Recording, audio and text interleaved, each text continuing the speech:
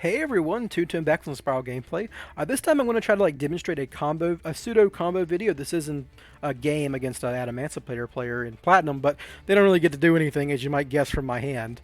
Yeah, so this is a full combo, basically a tutorial, though it is with 1-for-1. This combo does work with just souls plus quick fix, and the purpose of this video is to show you another alternate end board you can get to just with a pure Spyral list. I'm not running Dangers or anything, or Sky Strikers, or any other ancillary engines. I am running some tech cards to get some synchro payoffs as opposed to link payoffs that are a little less vulnerable than Tri-Gate setups.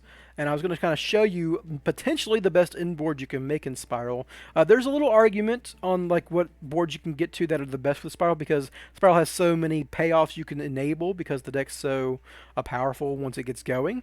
But I'm just going to show you this one, right? And I'm going to show you why it's powerful for different reasons from other combos.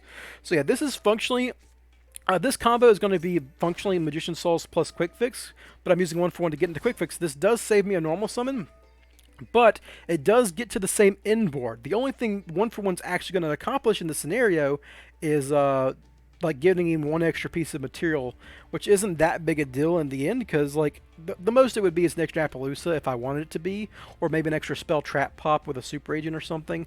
But yeah, this combo would still work with just Magician Souls plus Quick Fix, and it's designed to. You don't want a combo to rely on a one-of, and Quick Fix you have several ways to get into, you know, terraforming into Resort itself, Where Arf Thou, just drawing it sometimes, you know. But yeah, you don't want to rely on 1-for-1. I'm going to show you where 1-for-1 makes the combo a little different, but you get to the same place. So yeah, this is regular Souls plus Fix combo. Go get your rescue mission, go get your big red, draw 2, and I actually, you know, I draw a Resort, and this is kind of like the weird thing about Spyral combos, right? You're going to draw cards of Magician Souls sometimes, and those cards might affect your combo, and you have to, you know, use them correctly, right? This actually doesn't matter, this Resort, because I'm going to just end up with an extra gear, a Spyral Gear drone that is not relevant to the combo. So, you know, don't worry too much about the fact that I'm going to use this Resort. I would use a Resort anyhow. This is the actual first deviation from the regular combo that is important. Linkuriboh is normally not used in the regular Tri-Gate Wizard combos because you have no need for it. You do have a need for it in this combo because it involves Curious. And you have to get Linkuriboh out on the field early so you can get into the graveyard, because at the point where you go into Curious, your link zones are all clogged up, and you can't summon the Linkuriboh from your extra deck, so you have to get it into your graveyard first. So before we go into Barricade Board Blocker, we just go ahead and summon Linkuriboh first. This combo is already going to be susceptible to Nibiru regardless, though you do have tons of material to work with anyhow, so that's not the biggest worry. But yeah, just be wary of that. So I'm going to go ahead and use my Master Plan and Graveyard effect. I don't discard anything off Barricade Board Block because I like my cards. No reason to. If you had drawn a Rescue Mission or an Assault off of your Magician Souls, you would use Barricade Board Blocker to discard them at this point. I go ahead and use Master Plan plus Resort to get Super Agent, and you can just pretend the Resort that I got off of my Master Plan is what I used to search Super Agent, because as you can see, I'm only using this to get an extra drone, and this drone does not matter because I end up getting drone with Quick Fix anyhow in the combo. Okay, that's, you know, the difference is 1-for-1 settled. I go ahead and bring back Rescue Master Plan with Rescue Mission and go get Assault, and I go ahead and link into Double Helix. Everyone's favorite broken link monster, Double Helix. I used Quick Fix to discard Assault Mission, and okay, so here's where part of the combo is different. I get Drone like regular, but I normal summon Drone. Obviously, if you're doing the regular Souls plus Quick Fix combo, you use your normal summon on Quick Fix. So, what would I do here? I would obviously just use Assault Mission to summon Drone. And I just won't have this Assault Mission in my graveyard at the end of the combo, and I'll show you why that makes a slight difference, but it's not important. I put a bad card on top of my opponent's deck. It's a Nibiru. Nibiru's not going to help them next turn. I bring back Master Plan. Master Plan's going to get my Rescue Mission. I'm going to go ahead and do the little Xyz trick to get Quick Fix in the graveyard without banishing himself. And at this point, I go ahead and get rid of Nibiru, bring back Quick Fix, discarding Rescue Mission, go get my Last Resort. If I was actually playing this game a little tighter, I would have searched out Last Resort first, as opposed to the extra drone, because I wouldn't want to mill Last Resort, you know, that 1 in 21 chance off of Princessprite. That was me misplaying a little bit, so get your Last Resort first in this exact scenario. Go ahead and use Linkuriboh, get rid of Quik Fix, and this is where it matters, right? If Linkuriboh was in my extra deck, I could not summon it here. Barricade Board Blocker is in my extra monster zone. His link zone is clogged by Helix, and Helix's link zone is necessarily clogged by the monster it summons with Master Plan. But you can summon Linkuriboh to your regular monster zones if it's in your graveyard. That's where it matters. So now I can go into Curious, because they're 3 dark monsters with different typings. And Curious is going to get me into everyone's favorite broken tuner, Destrudo. And we're going to... And at this point, we've searched every card, so the Curious mill doesn't matter. I just go ahead and turn Princessprite plus Curious into Appaloosa. This is what you would do normally. Though, with this extra material that I have, I could have gone into a 3-material Appaloosa if I wanted to. But 2 materials is what you do in the regular combo, so I'm glad that I did that anyhow. Go ahead and summon Super Agent like you normally would. Use Rescue Mission to bring back Master Plan. Use Master Plan's effect to get a Rescue Mission. And now my Destrudo is turned on because I have a level 6 or lower monster on the field. And I'm going to use Destrudo plus Helix to go into Crystron Halqifibrax. This is important that I used Helix because I need Super Agent on the field as a non-link monster to go into IP Masquerena later. So you just go ahead and use your Helix because you don't need the link material in this combo. The link material payoffs aren't that important. Once you've got your Appaloosa, your Masquerena, and your Crystron Halqifibrax, you're not trying to set up a complicated Tri-Gate setup. You don't need as many creatures. So Halqifibrax is going to go into Jet Synchron, and as you might know, Jet Synchron plus Master Plan makes Borreload Savage Dragon, which is really, really good. And I'm going to equip Curious, which is, I mentioned in a previous video, if my opponent outs my Borreload, Curious gets a card from my graveyard to my hand, so it's a little bit of recovery. Discard my Rescue Mission to go turn my Jet Synchron and my Agent as 2 non-link monsters into IP Masquerena. Alright, that's pretty good, you know, Masquerena is a good interaction. And here's a small mistake and something you should not do if you're doing this combo regularly. I banished my droning graveyard. You would not do that if you're doing the Quik Fix plus Souls combo instead of the 1-for-1 version, because you'd need this drone on the field, and I'll explain that in a second. But it didn't matter to me because, as you might notice, I have an extra assault mission in my my graveyard, so I can use it to summon drone. Now, what you would do if you were playing and you were doing drone plus not drone, you're doing Quik Fix plus Magician Souls combo is, I have an extra rescue mission in my graveyard, and I would have had this drone in graveyard if I just, you know, gotten rid of my Spyral Big Red that I would have in my combo anyhow. So, or my double Helix, right? You know, I obviously get rid of double Helix earlier. So, you would use rescue mission to bring back drone, and then you would be at this exact same inboard. Makes sense? I hope so. But yeah, you would be at this exact same inboard, and this is important, and I'll explain why. But let's just go over the inboard, right? We're here. We're at the end of the combo, and my opponent has to stay on this crazy board. So what do we have? We have Sleeper as a double pop. That's 1 interaction at minimum. Borreload is an Omni Negate. That's 2 interactions. Appaloosa is 2 monster negates. That's 4 interactions.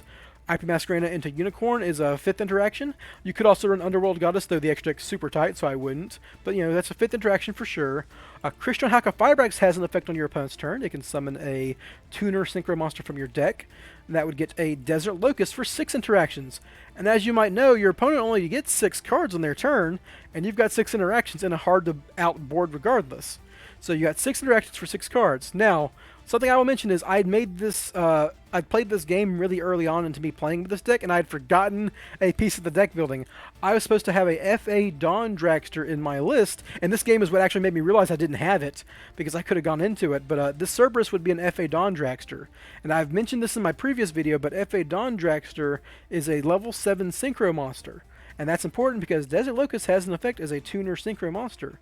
As a quick effect on your opponent's turn, you can summon you can Synchro summon, you know, once per chain, but that's not really going to matter. So what you would do is, once you use Halqifibrax to go into Desert Locust, you use Desert Locust plus your drone that you would have from your extra rescue mission to go into FA Dawn Dragster to get you another spell trap negate. So that's another interaction. So 1, 2, 3, 4, 5, 6, 7, because the drone represents Dawn Dragster. 7 interactions for your opponent's 6-card hand. Also, you have an Ash Blossom. Also, you made the top card of their deck bad.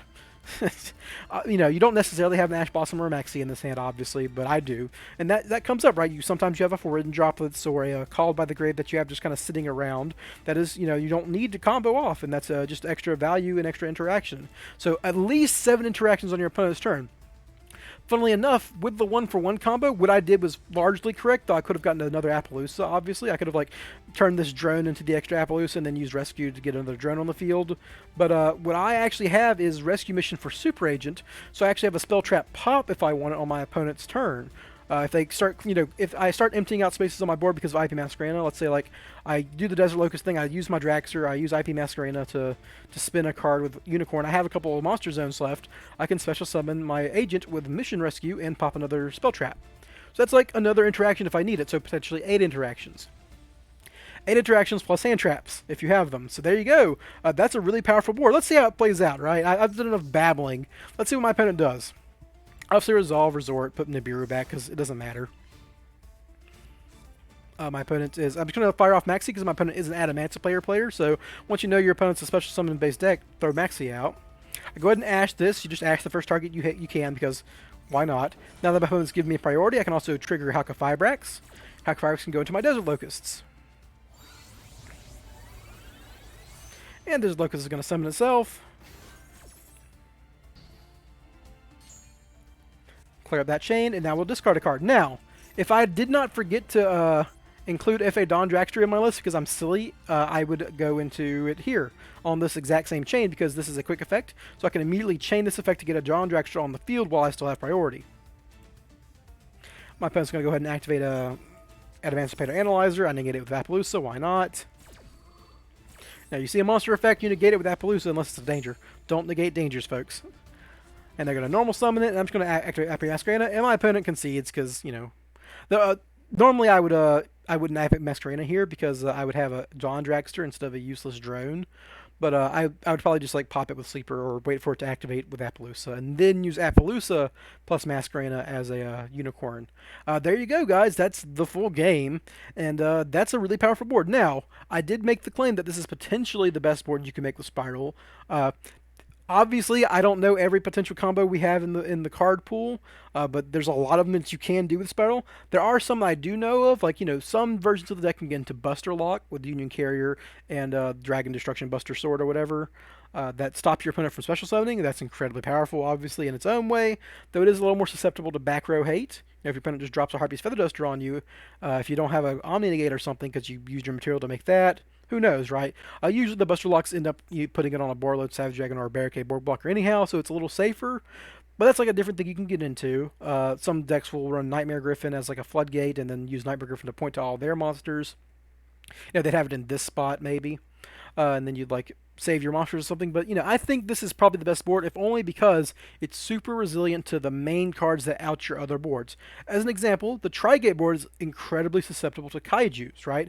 If an opponent throws a Kaiju on your Appaloosa, that's getting rid of your 2 material Appaloosa and your Trigate effect because it's no longer co-linked 3 times with 1 card, right? That's very susceptible. This one's also not very susceptible to Forbidden Droplets. As you might know, Forbidden Droplets, you have to if you have to negate 1, 2, 3 with Dragster, 4, 5 cards on a 6 or with a 5-card hand because of Desert Locusts. That's really bad. And also, that doesn't kill the creatures, right? Like, even if they negate your entire board, the creatures are still there, and like they have to the last resort is going to keep your Sleeper alive. So this board's pretty resilient to Forbidden Droplets, though maybe not as resilient as previous combos where I've shown Herald of the Arclight, like the Auroradon combo. The upside is you do get 2 interactions instead of 1 out of your Crystron Halqifibrax. Like, you're still getting into Borreload Savage Dragon regardless, but instead of Herald, you're getting a discard plus a Spell Trap Negate, which is maybe better than Herald in some situations. Herald's really good because it's a Floodgate and an Omni Negate, which is, just stones some decks dead if they can't send monsters from their deck to graveyard. But, this is a lot less susceptible to Forbidden Droplets in that same way. Because like they can technically just normal summon a monster and then Forbidden Droplets it away, which this board, this board can still get Forbidden Droplets, but you have more interactions to deal with it. So yeah, that's a full breakdown of this combo, as powerful as it is, and maybe one of the best boards you can make in Spyral. I hope you guys enjoyed that. If you have any comments, go ahead and leave them at the bottom. I'll probably respond to them. If you have any more questions about the deck, I'll have the deck list in there, but you can come to the Spyral Discord in the Spyral section of the Duel Master the Master Duel Meta Discord that DK has set up that we mostly do all of our brewing and testing in there with. And Kevin OG is kind of like the inspiration for this deck, though I do some slight things different from him because he doesn't agree with me, but he's a better player, so he's probably right. Ask him questions, ask me questions in there, and we'll be happy to respond. I'll see you guys next time. Bye.